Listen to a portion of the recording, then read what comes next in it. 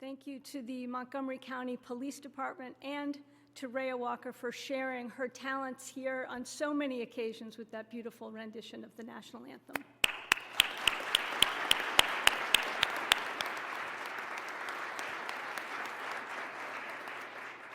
Please be seated.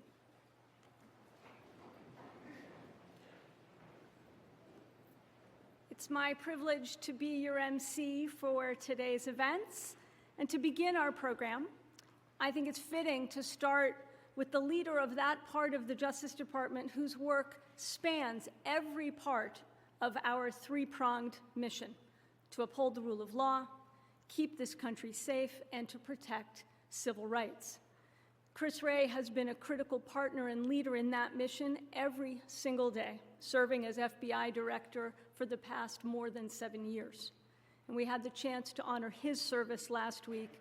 We're grateful for his leadership at the FBI and for his presence today to say a few words. Please join me in welcoming the 8th Director of the FBI, Chris Wray.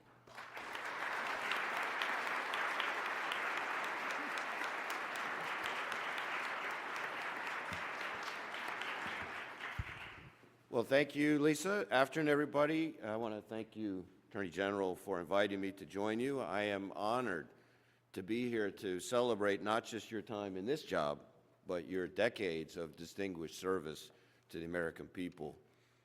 Before I go any further, I want to take a moment to add my own acknowledgement and to thank your family. We all know all too well that it's their support that actually makes our work possible, and I want to thank them for sharing you with us, with this country, for so many years. Throughout your career, you've been a faithful friend to the FBI, from your time as Special Assistant to Attorney General Civiletti, when you worked with him, and then Director Webster on the AG guidelines that still govern our work today, to your years partnering with our agents on everything from drug trafficking cases to investigating and apprehending the Unabomber, and of course, in this role, where for the past 4 years you have been a steadfast advocate for the men and women of the FBI.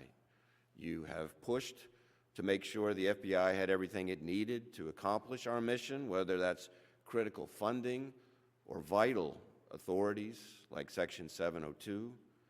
You've strengthened our partnerships from top to bottom so we can better work together to keep our communities safe. And maybe most importantly, you've defended the FBI's workforce when our people have been threatened for simply doing their jobs, the right thing, the right way. Those are just a few examples of the countless ways you've made a real positive impact on the Bureau, and that impact is going to be felt for years and years to come. You know, with a long, illustrious career like yours, nobody would have held it against you if you had said 4 years ago, no, thank you very much, that you were very happy serving as a judge, or maybe even that you were ready for something a little slower, a little easier, but that's just not who you are, because you have spent your life taking on the hard jobs, jobs that needed someone with your talents and your leadership. So it's only fitting that you would continue to demonstrate your commitment to service over self in taking on this role. But, as I said, and many here in the Great Hall know, you've been living that commitment for more than 30 years now. You could go all the way back to 1995 when you were on the ground within 48 hours of the horrific bombing of the Murrah building in Oklahoma City. And there, as maybe some in the Great Hall do not know, you represented the United States in the perpetrator's very first hearing, which you made sure was open, transparent, and fair, because that's how our justice system should work. Something else folks here this afternoon may not know: you didn't just leave when that hearing was over. You stuck around, remaining on the ground with the FBI for more than 2 months. You were there in the hotel, staying up all night with our investigators as the leads poured in. You helped our folks follow the facts, and ultimately, you helped provide justice for the victims and their families. All this while you were in the midst of serving in one of DOJ's hardest jobs, serving as the PAYDAG, which, as you and I both know, as does the Deputy Attorney General, is where all roads lead in the department. And for the last 4 years, we've seen you honorably lead the Department of Justice as we have confronted an unprecedented array of threats.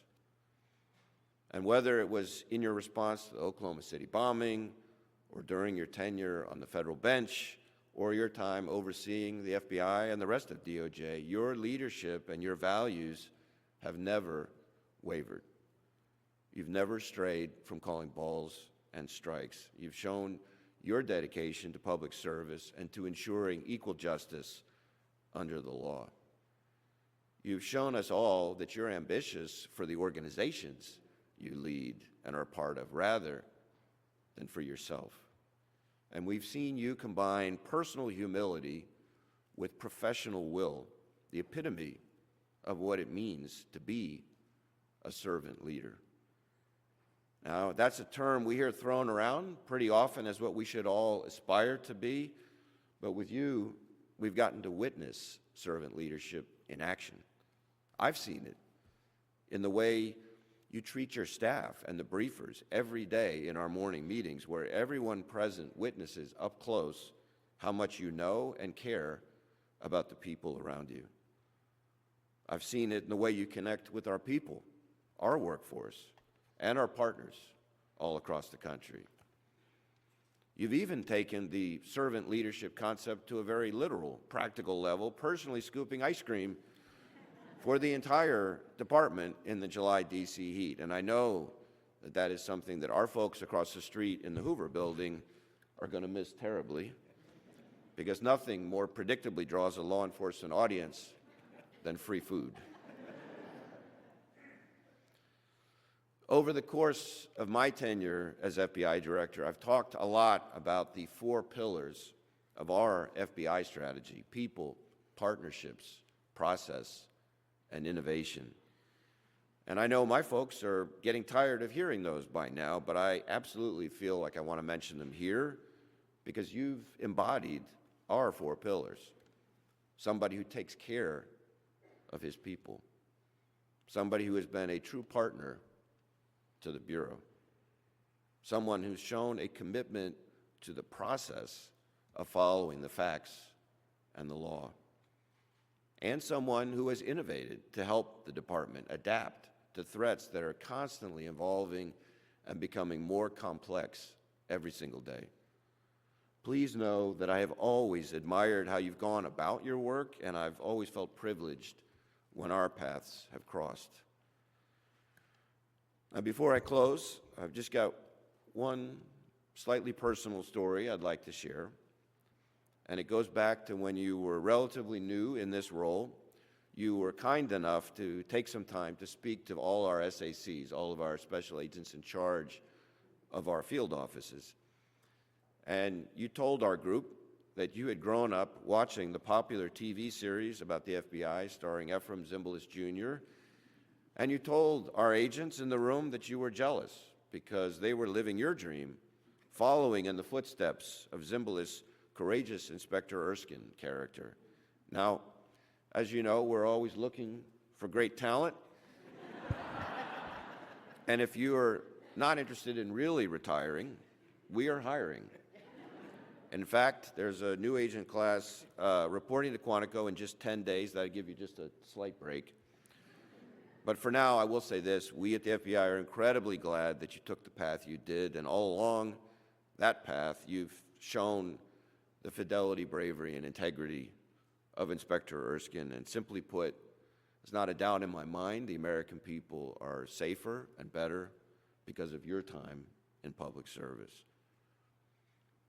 Last September, you addressed the entire Justice Department and told us something that you said we don't hear enough. You thanked all of us for all we do to uphold one rule of law for all Americans. And today, I'm honored to say the same thing to you.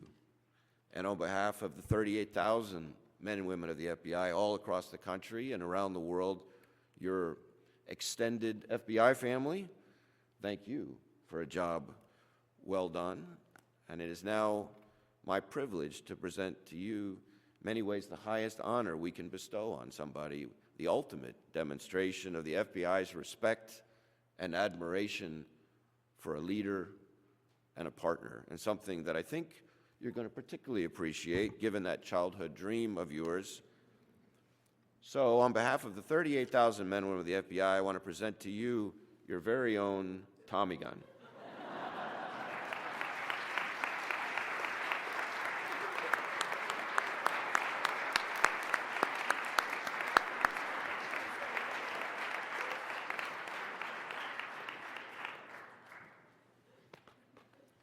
Just want to be sure this is legal. Where's the ATF director?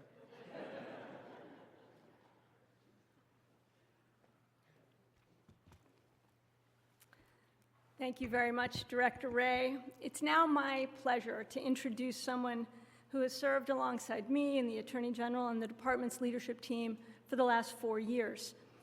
Put simply, Elizabeth Prelogar has been a magnificent Solicitor General.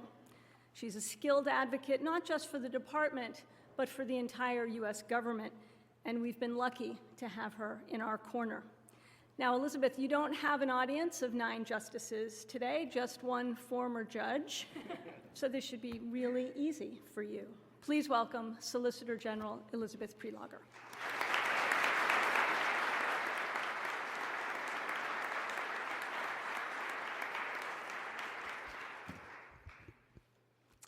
Thank you, Lisa, for that introduction.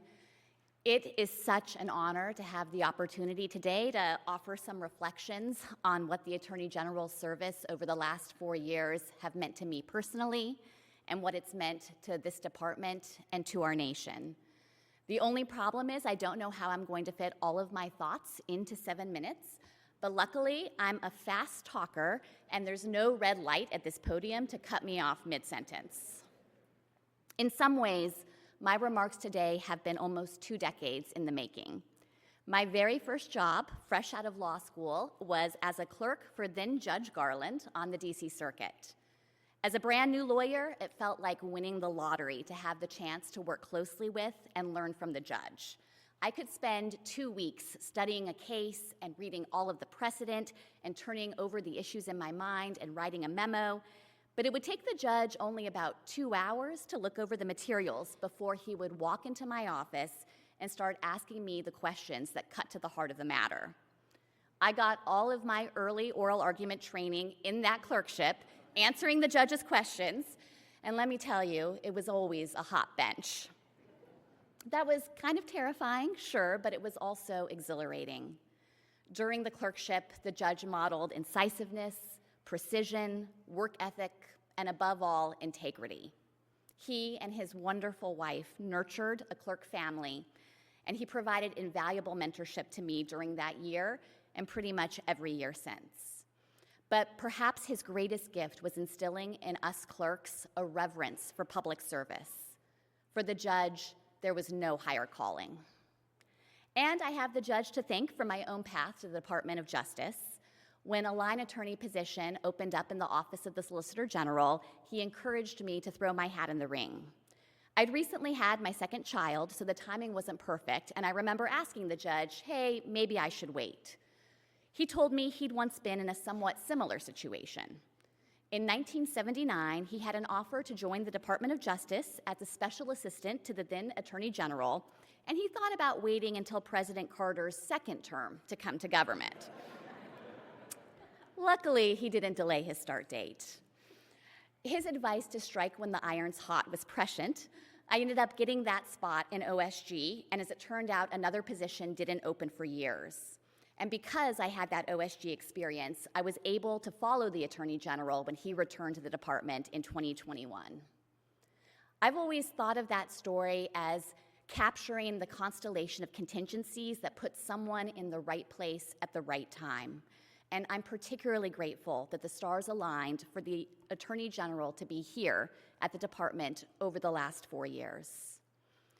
85 years ago, Attorney General and future Supreme Court Justice and former Solicitor General Robert Jackson stood on this stage. He spoke of the rule of law and urged a rededication to the spirit of fair play and decency that should animate the federal prosecutor.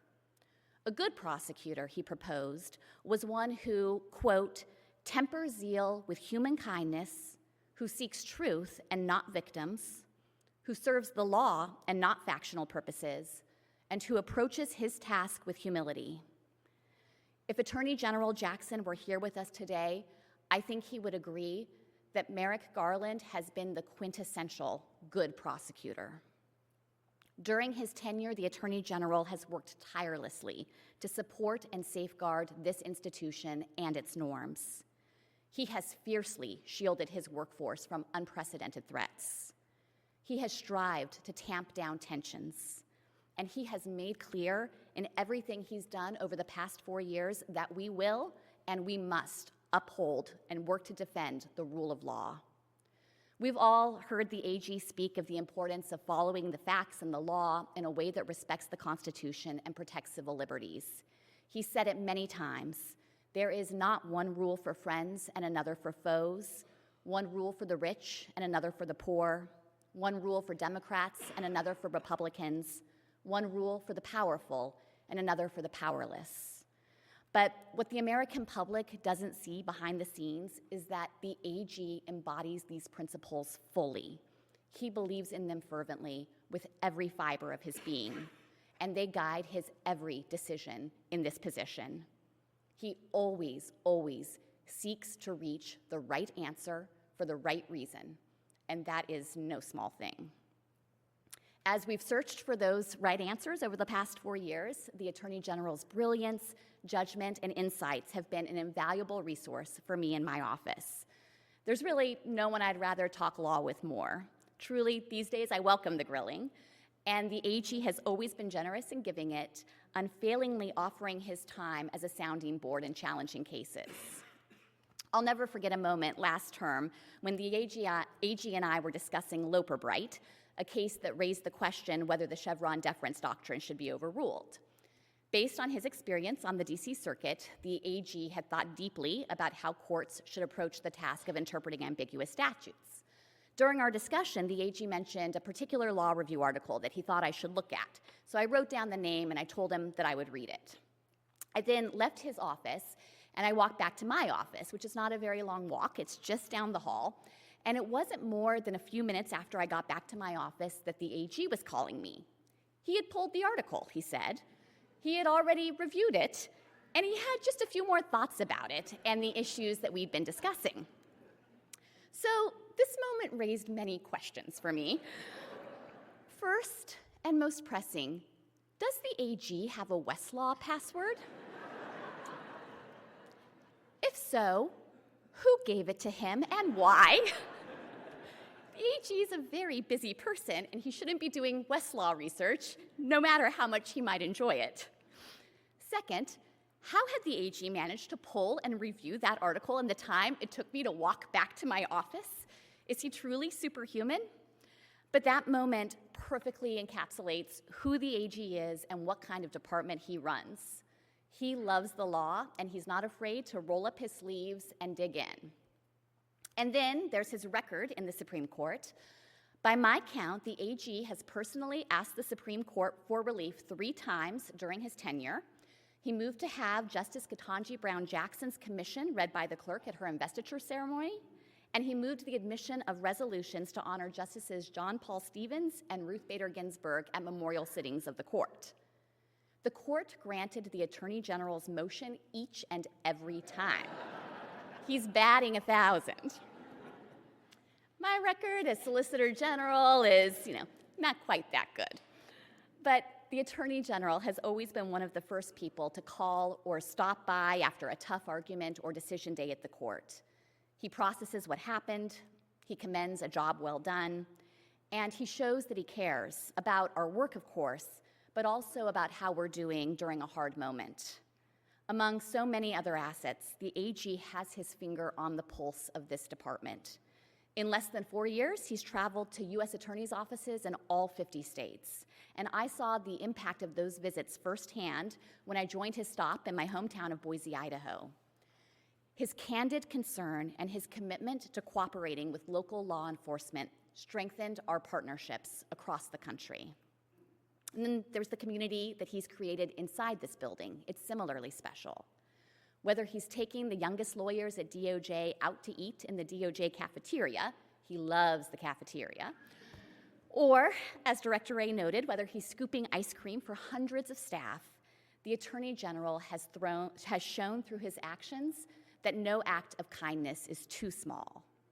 Many of our families will not forget how he sat for hours during Halloween talking to our children and patiently posing for photographs with them. I kind of thought of him as like a DOJ Santa. But in everything he's done, the AG has modeled that we're at our best as public servants, as a workforce, as an institution, when we take care of each other and pay it forward. Mr. Attorney General, Judge, it has been more than an immense privilege to watch you, to work with you, and to learn from you day in and day out over the last 4 years. It has been the honor of my lifetime.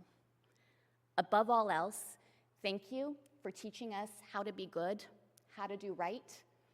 We and our nation could ask for nothing better.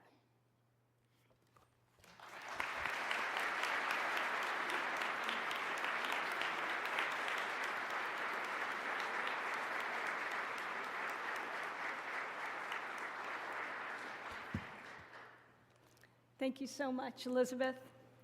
I'm now pleased to introduce and welcome back to the department our next speaker. Now, I say welcome back, but I've been seeing her in these halls as much the last few weeks as when she worked here, because she's been on a speaking circuit of sorts in what I affectionately call farewell palooza. So clearly, though, she saved her best for last. Vanita Gupta was a fantastic leader for this department and a treasured colleague and friend. Please welcome to the podium former Associate Attorney General Vanita Gupta.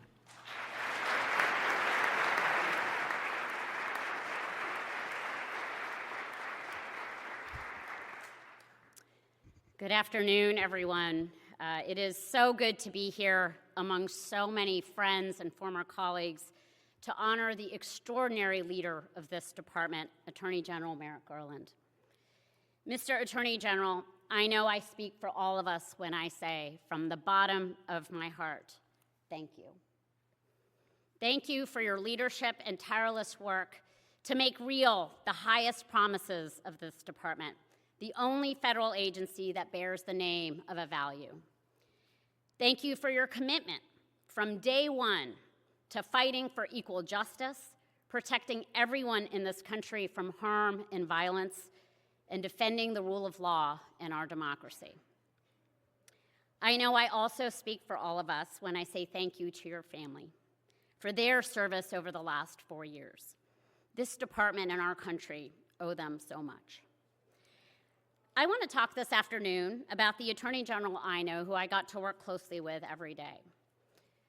Almost exactly 1 year ago, I stood with Attorney General Garland in a room much, much smaller than this one, in a community that had been devastated by unimaginable tragedy. We were in Uvalde, Texas, to announce the findings of the Justice Department's 600-page critical incident review. The report documented the enormous failures to protect children and their teachers during and after the horrific mass shooting at Robb Elementary School on May 24th, 2022.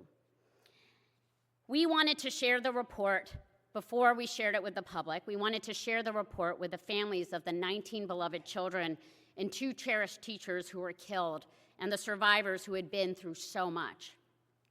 So the night before the press conference, we set up a private meeting with the families. There was no press. It wasn't meant for the public. The meeting was going to be difficult and was likely to run long. The Attorney General already had a lot on his plate. So I recommended that he join us at the top of the meeting and then leave. It was more than enough for him to be there and meet with the families to show that this was a priority for the department. There were going to be difficult questions without easy answers, and he did not have to be there while we grappled with them. The Attorney General came to the meeting. He met with the families. He spoke eloquently and emotionally at the top. And then he stayed.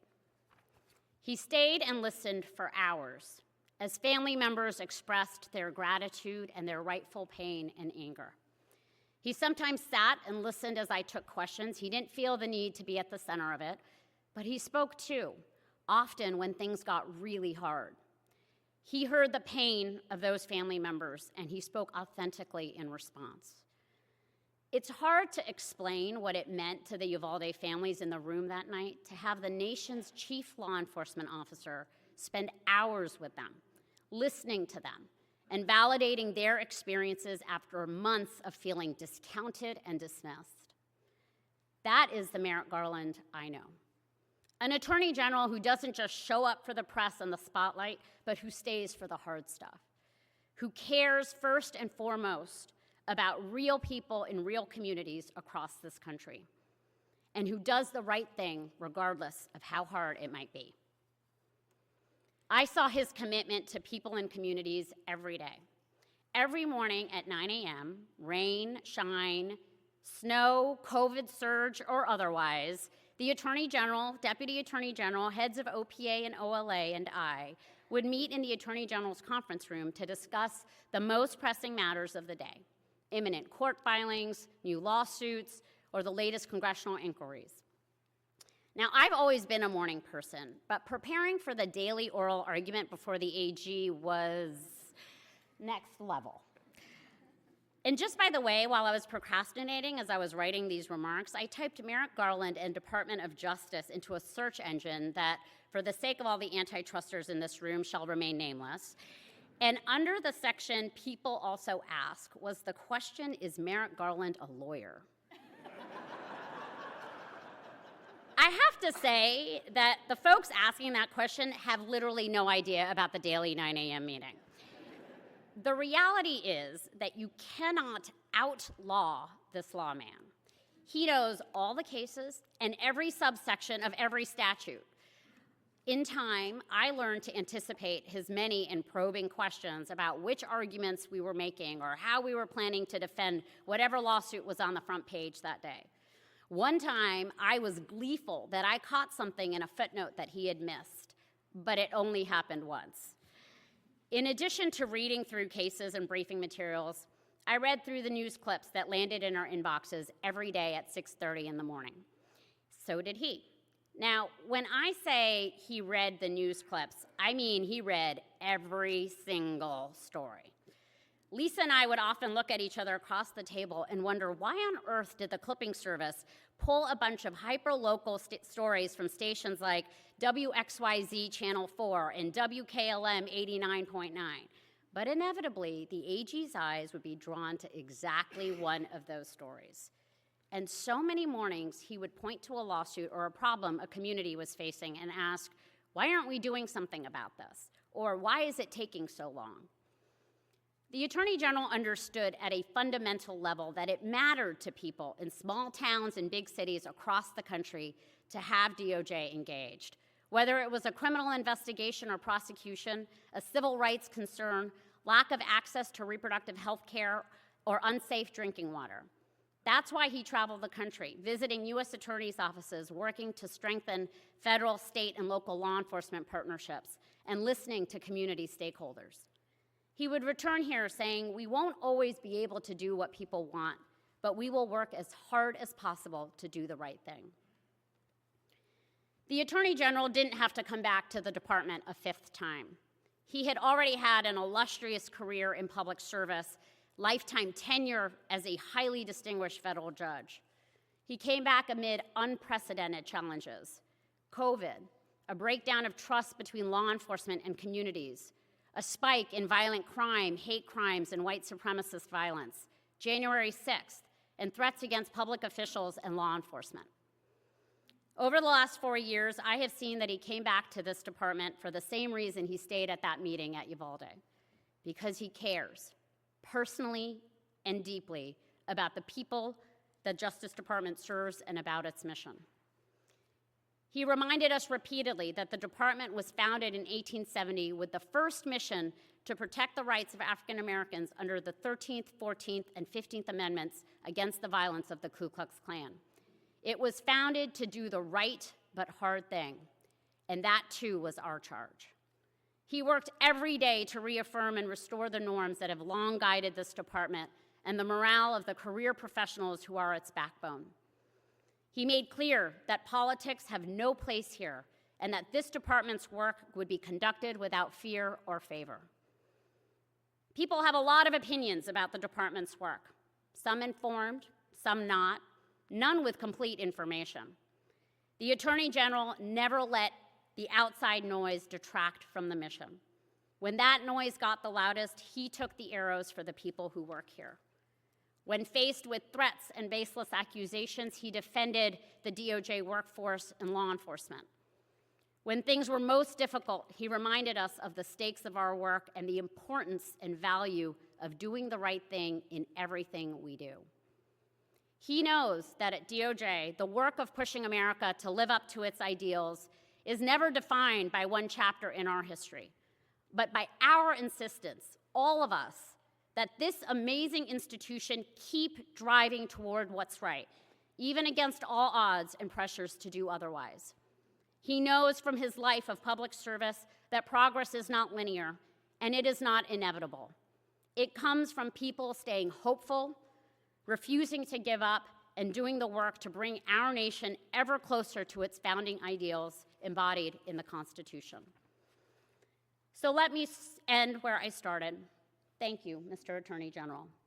Thank you for believing in this department, the people who work here, and its mission to uphold the rule of law, keep our country safe, and protect civil rights. Thank you for always leading by example with character, integrity, and decency. And thank you above all for demonstrating to all of us what it means to dedicate your heart and soul in service to this country.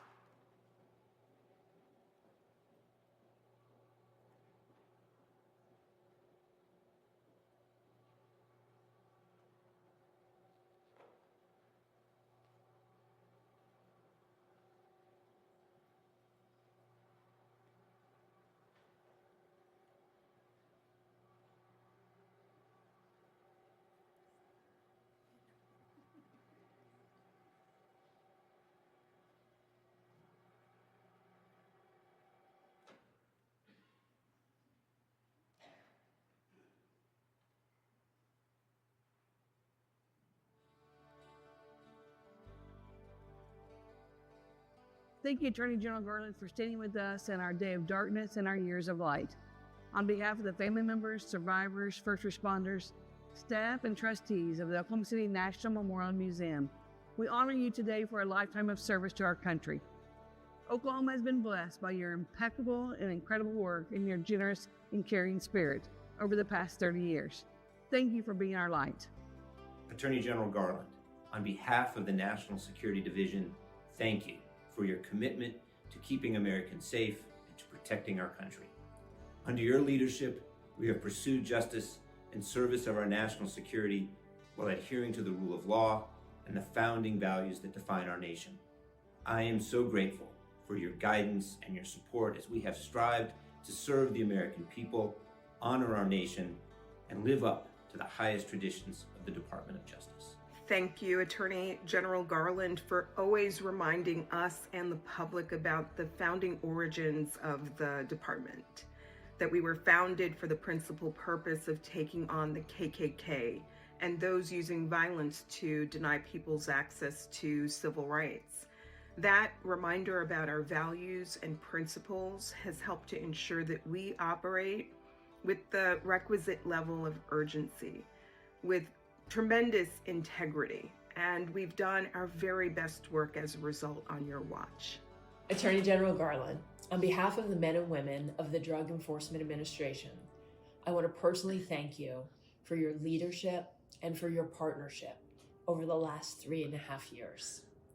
Your dedication to justice, your unwavering support of the DEA, and your commitment to combating the fentanyl crisis has helped us to protect our communities and to save American lives. It has been an absolute honor to work for you, boss. Your intelligence and thoughtfulness are second only to your kindness and your big heart. Thank you, Attorney General Garland, for forcing me, against my will, to come back to the Department of Justice. As much as I miss OPM, I am eternally glad that I listened to you, because if nothing else, it's meant I've gotten to work so closely with you over the past 2 years. It has been an honor and a highlight of my career. Thank you for your principled and steadfast leadership, for your devotion to the department, and for your good humor. My 9 a.m. hour every weekday is going to be a lot less fulfilling and a lot less exciting from here on out. I will miss it, and I will miss you. Thank you. Attorney General Garland, thank you on behalf of all of ATF for your support and your leadership. Because of that leadership, because of the brave work of the men and women of ATF and all of our partners, we've been able to push down violent crime and firearms violence in the United States. And that's not just numbers. Your compassion, your constant efforts and attention shown through every time you speak about it. It's real families. You say that. You know that. You make people understand that. Thanks. Thank you, Attorney General Garland, for your partnership, for your professionalism, for your empathy, and for your unyielding support of the policing profession. On behalf of the International Association of Chiefs of Police, thank you for your service and sacrifice. And also, thank you for sharing that early adopter Bruce Springsteen story with me. That was pretty cool.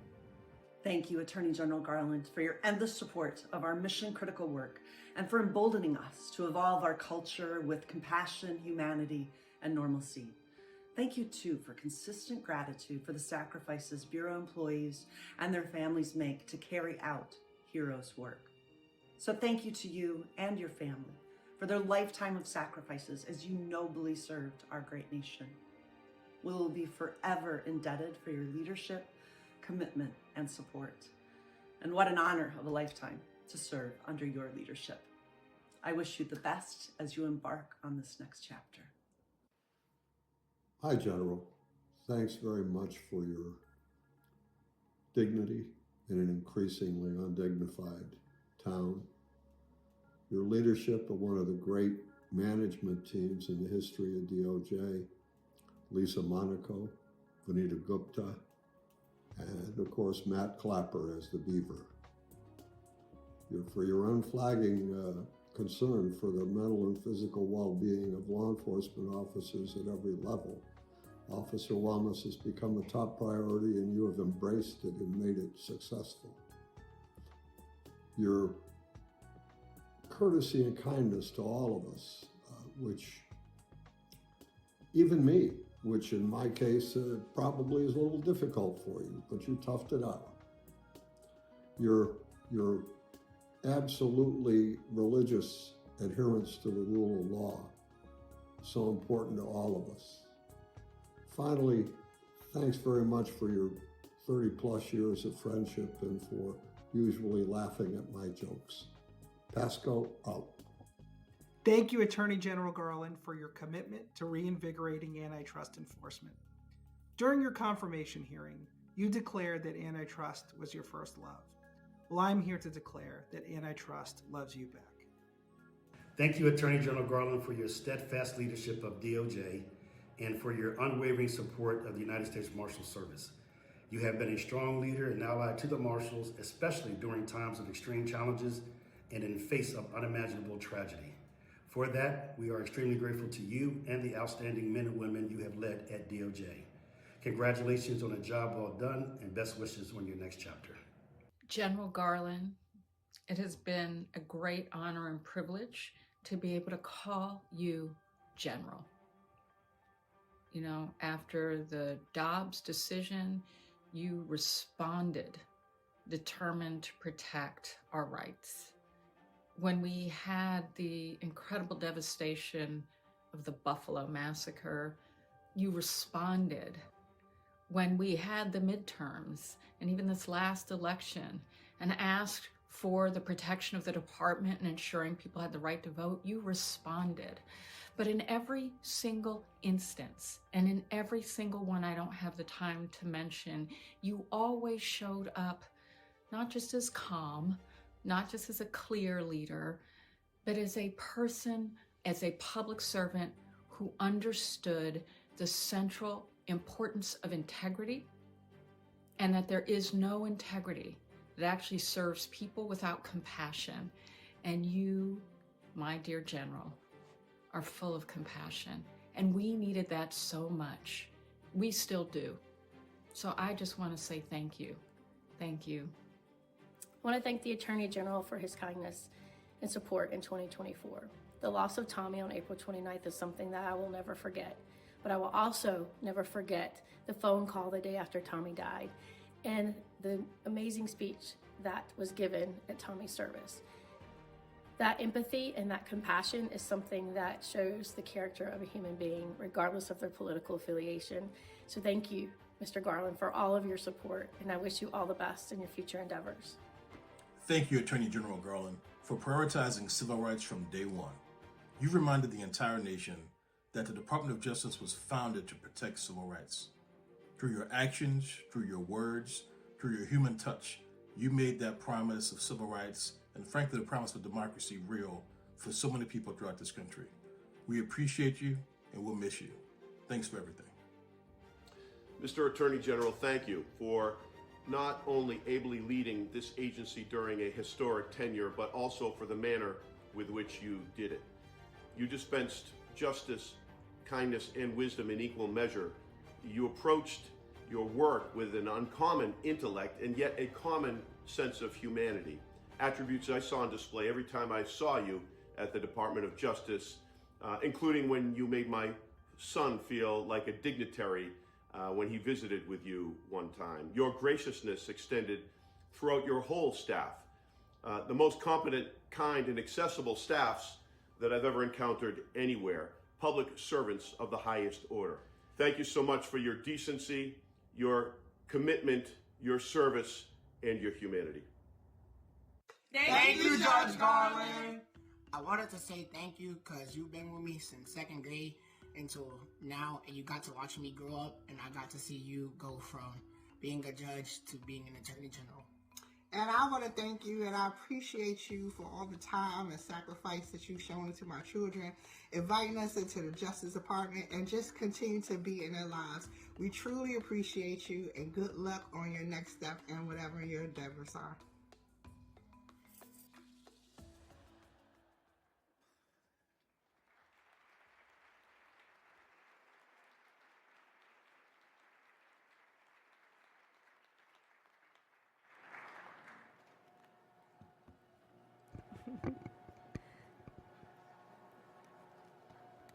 I want to say a big thank you to the multimedia team for putting together that terrific video.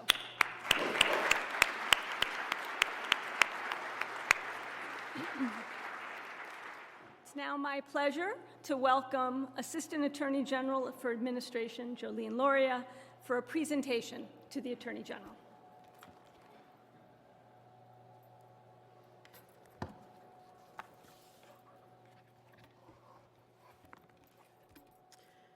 Good afternoon.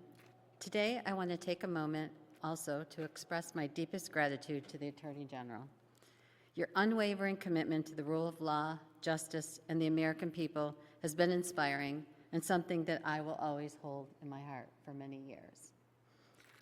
More personally, from my perspective, and I'm sure from the sentiments that have shared among many, I want to thank you for the kindness and respect that you have given to all of us on the JMD team as we persevered through, at times, crushing workloads and endless deadlines. During your time in office, it was inspiring to me to see how much you cared about the actual work products of the Justice Department. Beyond the speeches and protocol meetings that are seen in the public, your commitment to the actual work and the time invested in your reviews at a level of detail I don't think I have ever experienced was astounding, inspiring, admittedly exhausting, but critically important to those of us who develop the work. Your personal touches to our documents and investments in your time is meaningful and impactful. Nothing is more inspiring than to people in the Justice Department that their work matters and it made a difference. We have all learned from you. And I know deep in your heart, you will miss all of the budget and audit prep that we provided you.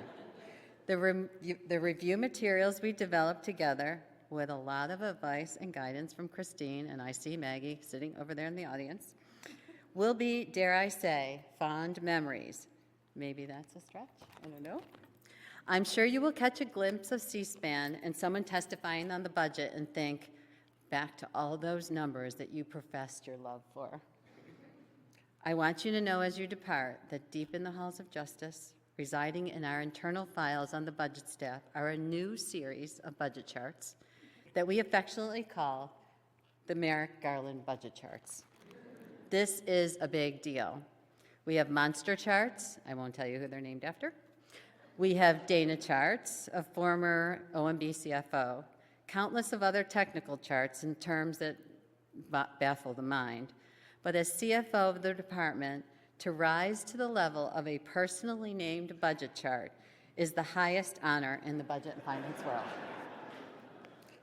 The A.G. Garland charts are in the history books for us. It's truly been a privilege to contribute to your legacy at the Department of Justice. That said, I did not dare to bring my budget binders on stage, although it was part of the special presentation. Christine is still reviewing them. I have them here, and they'll be on your chair in the morning. But in all seriousness, I do have two gifts from your entire leadership team that are a time-honored tradition during the farewell ceremony of the Attorney General. The first is presenting to you a shadow box that includes the badges worn by our law enforcement officers in the Department of Justice. I know you will look at this with pride and solemn remembrance of the daily selfless duty they bear in pursuit of justice as they risk their lives to enforce the law and make communities safer.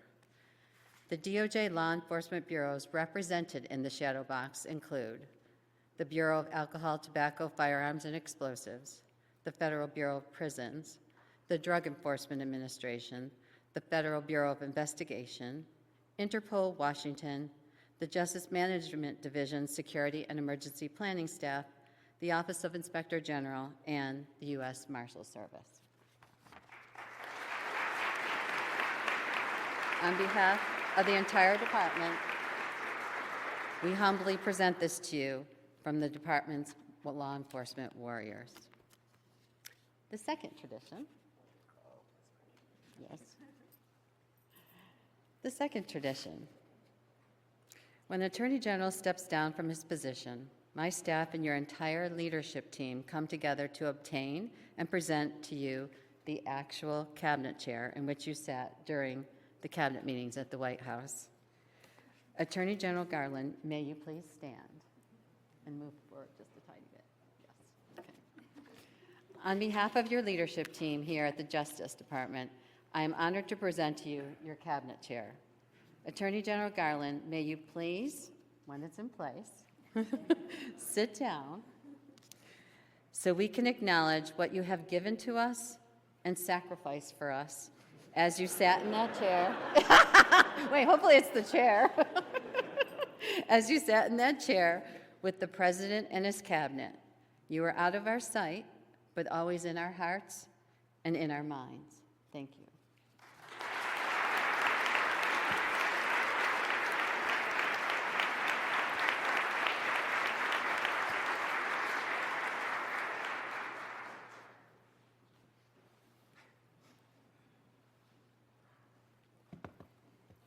I'd like that heightened chair. Thank you so much, Jolene. Now, before I introduce the man of the hour, it's time for me to add some of my own reflections. And I think it's time to start with a little myth busting. Don't worry. By now, we know the arc of his career. brilliant young lawyer, advisor to Ben Civiletti, assistant U.S. attorney, criminal division leader, PAYDAG, overseeing the Oklahoma City bombing case, and a brilliant jurist on the D.C. Circuit, and an attorney general with a tendency to choke up when speaking about his reverence for this place and its people. Now, all that seriousness of purpose obscures the lighter side. The man who revels in the truly awful pun, who thinks he has musical talents, talents that amount to banging on a cowbell, devoid of rhythm, I might add, in support of the criminal division's cover band. The man who's an unabashed Swiftie, with the friendship bracelets to prove it, and who I have witnessed being positively giddy in the presence of Bruce Springsteen and the E Street Band. Now, I share these insights not to expose some insider secrets in the waning days of an otherwise very buttoned-up tenure, but to fill out the picture of the man who has led this department for the past 4 years. Now, nearly every morning, as Benita mentioned, for those past 4 years, we've convened to discuss the work of this department. And we've done so under the watchful gaze of prior attorneys general. And no, this is not a new surveillance program. Now, those among you who are veterans of the Justice Department know the tradition. The Attorney General chooses which portraits of past AGs will hang in the current AG's conference room. In my experience, those choices say a lot about an Attorney General. In characteristic fashion, the 4 portraits hanging upstairs today reflect choices that are deliberate, thoughtful, and rooted in the principles that guide this Justice Department.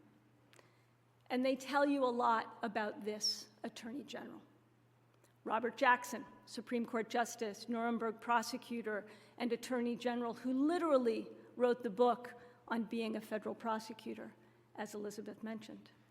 Robert Kennedy, this building's namesake and champion for civil rights. Elliot Richardson, who stood up to immense pressure to uphold the rule of law at a time of testing for this building and its values. The 4th portrait that hangs in the northwest corner of the room nearest the Attorney General's own office is that of Edward Levy, another brilliant lawyer from Chicago, called to public service in the wake of Watergate, when the norms and traditions of this place and the rule of law itself was strained to the point of breaking. Now, as most here know, Levy went on to put in place the norms that form our North Star. Little did he know then that the department would once again need a deep-thinking, detail-oriented Chicagoan, to quote Levy, to enforce the law at a time when the very nature of law and its enforcement have been called into question. Now, the Attorney General and I both invoked Ed Levy when we were nominated 4 years ago. And it's no surprise that we reached for that touchstone because we both basically grew up in the department, albeit a few years apart. We both served as young counsels to the Attorney General, he for Ben Civiletti, me for Janet Reno.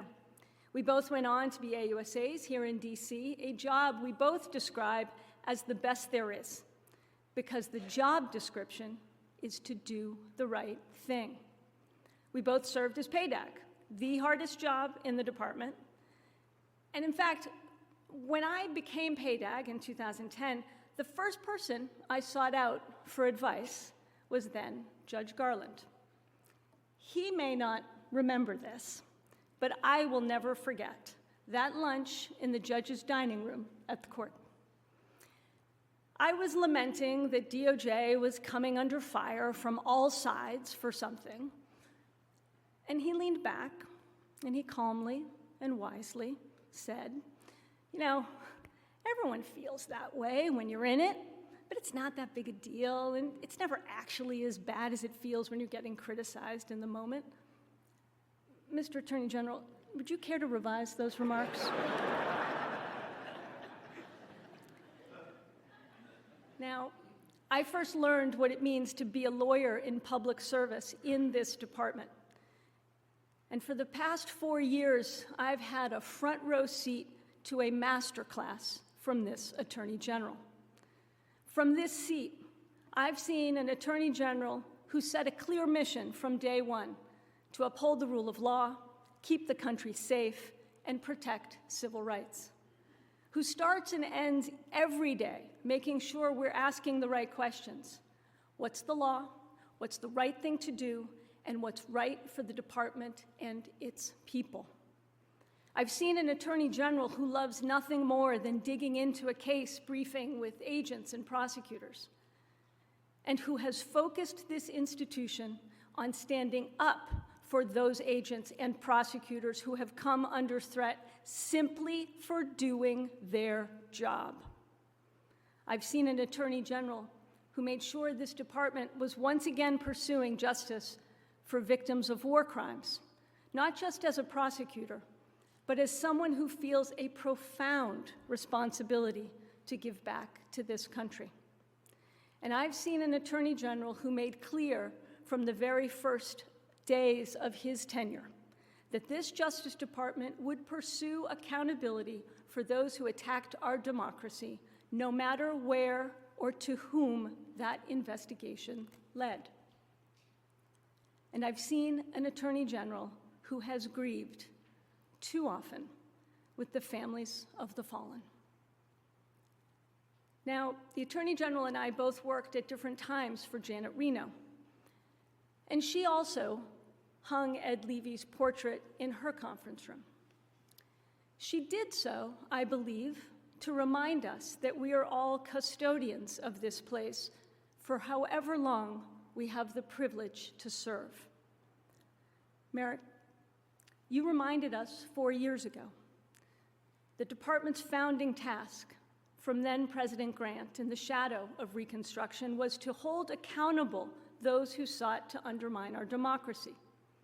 You reminded us then that every generation has a responsibility to reaffirm our commitment to the norms that guide this place. You pledged to do so, and you did. If history is a guide, this department will face tests in the future. Thanks to your service and your stewardship, the career men and women of this great institution, who are its beating heart, will carry forward the principles this department stands for and will continue to do even-handed justice. Mr. Attorney General, I speak for all of us when I say it's been an absolute honor to serve alongside you. And with that, it is my honor to introduce the 86th Attorney General of the United States, Merrick Garland.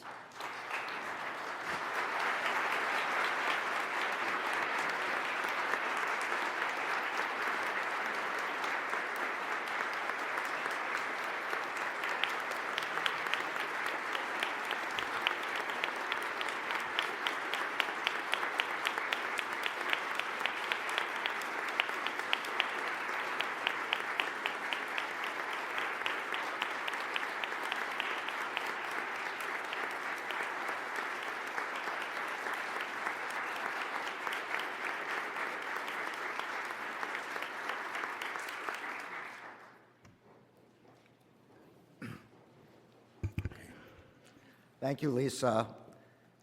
There is no one I would rather have worked with day in and day out to lead this department. The American people could not have asked for a better Deputy Attorney General to serve our country at this important time. Thank you, Elizabeth, Chris, Jolene, Vanita, for your kind words and for your extraordinary service to the department and the American people. To my family, you well know I would not be here today without your support. 4 years ago, when I returned to the Justice Department for the 5th time, I told you that it felt like I was coming home, and I meant it. I had first set foot in this department more than 4 decades before, the grandson of immigrants, looking for work that would give me the chance to pay this country back for protecting them. And I found it. I found it in the company of dedicated men and women who start every day committed to doing nothing more or less than what is right. Not what is politically expedient, not what is easiest or most comfortable, but what is right. After that first tour, my career took a few detours, but I had the great good fortune to return to this department again and again and again. I had the opportunity to see it at every level, as a young special assistant, as an assistant U.S. attorney, as a supervisor in the criminal division, and as the principal associate deputy attorney general. So when I came back to the department as attorney general 4 years ago, I really did not think it possible that my respect and admiration for the people who work here could be any greater. But it is. I am simply in awe of what the public servants of this department across the country and around the world have done over the past 4 years to fulfill our mission, to keep our country safe, to protect civil rights, and to uphold the rule of law. I am grateful beyond words to each of you, so I will just say thank you. Thank you for the communities you have made safer, the threats you have disrupted, the people whose civil rights you have defended, the consumers and workers you have protected. Thank you for the way you have done that work, with integrity, skill, and compassion. And thank you for ensuring the Justice Department's adherence to the rule of law in everything you do. Each of us who comes to work at this department begins our period of service with an oath. It is an oath that I have taken many times in my career, and an oath that I have administered to others many more times. We swear that we will support and defend the Constitution of the United States, and that we will bear true faith and allegiance to the same. But bearing true faith and allegiance to the Constitution is not the end of our obligation. It is just the beginning. It is just the beginning because, as Attorney General Robert Jackson warned in this very hall 85 years ago, the same powers that enable the federal prosecutor to pursue justice also create the potential for grave injustice. Although our Constitution and laws include important constraints on law enforcement, they nonetheless grant law enforcement considerable discretion to determine when, whom, how, and even whether to investigate or prosecute for apparent violations of federal criminal law. To ensure fairness in the administration of justice, we must temper this grant of discretion with a set of principles that ensure we exercise our authority in a just fashion. We must understand that there is a difference between what we can do and what we should do. That is where our norms come in. Developed in the wake of the Watergate scandal and formalized over almost half a century, those norms are our commitment to constrain our own discretion so that our agents will begin investigations only when there is proper predication, and so that our prosecutors will bring charges only when we conclude that a jury will convict beyond a reasonable doubt and that the conviction will be upheld on appeal. In short, that we will make our law enforcement decisions based only on the facts and the law. Our norms are a promise to treat like cases alike, that we will not have one rule for the powerful and another for the powerless, one rule for friends and another for foes, They are a promise to ensure respect for the integrity of our career agents, lawyers, and staff who are the institutional backbone and the historical memory of this department. They are a promise to ensure protections for journalists and law enforcement agencies, because a free press is essential to our democracy. Those norms include our commitment to guaranteeing the independence of the Justice Department from both the White House and the Congress concerning law enforcement investigations and prosecutions. We make that commitment not because independence is necessarily constitutionally required, but because it is the only way to ensure that our law enforcement decisions are free from partisan influence. We know that only an independent Justice Department can protect the safety and civil rights of everyone in our country. And we know that only an independent Justice Department can ensure that the facts and the law alone will determine whether a person is investigated or prosecuted. Those norms have been woven into the DNA of generations of DOJ employees, career and non-career alike.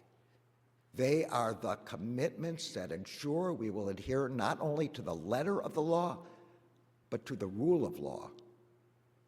It is the obligation of each of us to follow our norms, not only when it is easy, but also when it is hard, especially when it is hard. It is the obligation of each of us to adhere to our norms even when, and especially when, the circumstances we face are not normal. And it is the obligation of the Attorney General to insist on those norms as the principles upon which this department operates. It is the obligation of the Attorney General to make clear that the only way for the Justice Department to do the right thing is to do it the right way, that unjust means cannot achieve just ends.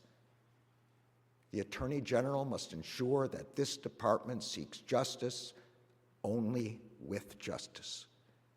And critically, it is the obligation of the Attorney General to understand that the Attorney General is only a temporary steward of this department and that its heart and soul is its career workforce.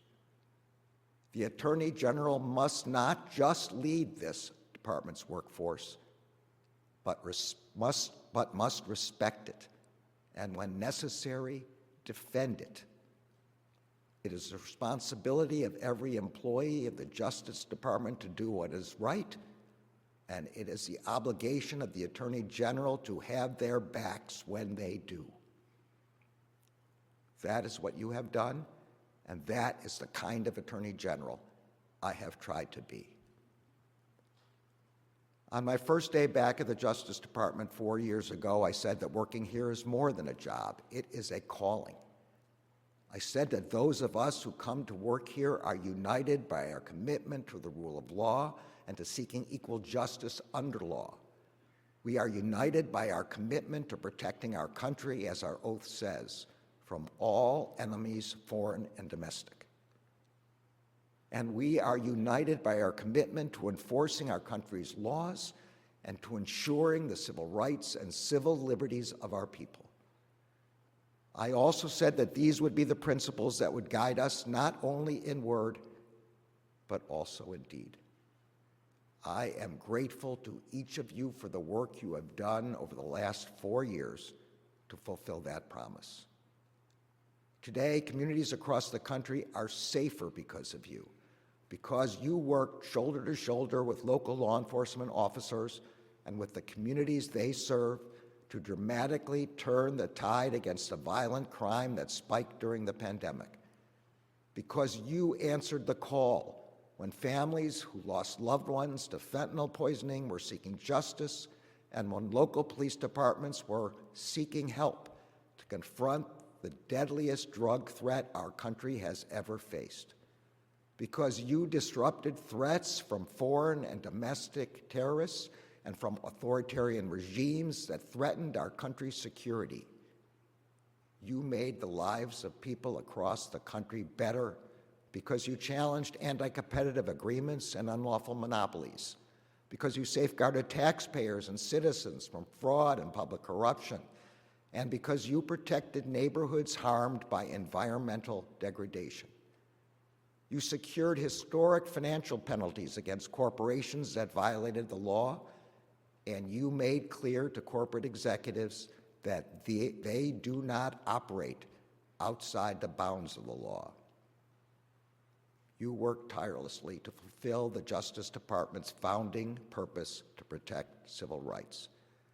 You confronted the discrimination in lending and housing that harms families for generations, the discrimination in schools that deprives students of educational opportunities, and the discrimination in the workplace that stifles economic opportunity. You stood up for the right of every citizen to vote and to have that vote counted. You stood up for the right of women to access lawful and life-saving reproductive care. You made clear to communities victimized by hate crimes that they do not stand alone, that the United States Department of Justice stands with them. You protected our country's democratic institutions from violence and threats of violence. You charged more than 1,500 people for criminal conduct that occurred during the January 6th attack on the Capitol, as well as in the days and weeks leading up to that attack. You brought to justice those who kicked, punched, beat, and tased law enforcement officers who were protecting the Capitol that day. And you pursued accountability for that attack on our democracy wherever it led, guided only by your commitment to following the facts and the law. I am proud of the work you have done. I am equally proud of the way you have done that work.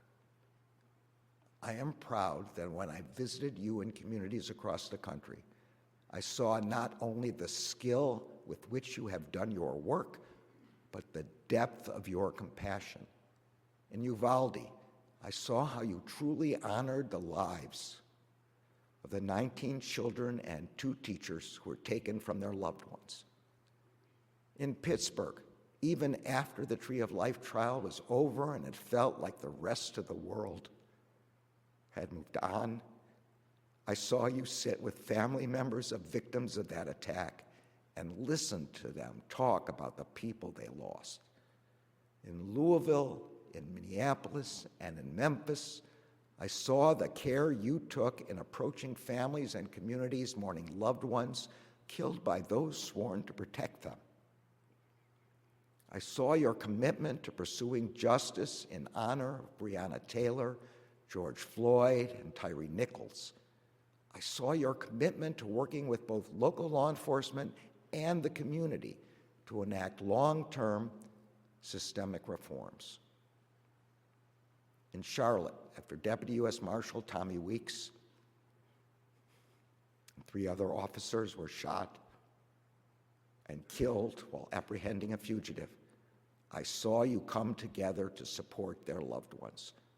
I saw the U.S. Marshals family show up through their own grief to be there for each other. And in Tommy's wife, Kelly,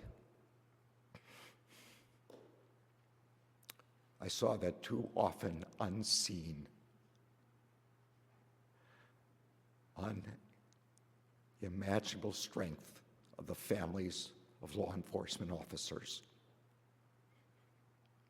I know that this barely scratches the surface of the work you have done. It does not capture the hours you have spent away from your family, the long days and nights, weekends and holidays you have spent working. It does not capture the enormous risks you have taken and the dangers you have faced while doing your jobs.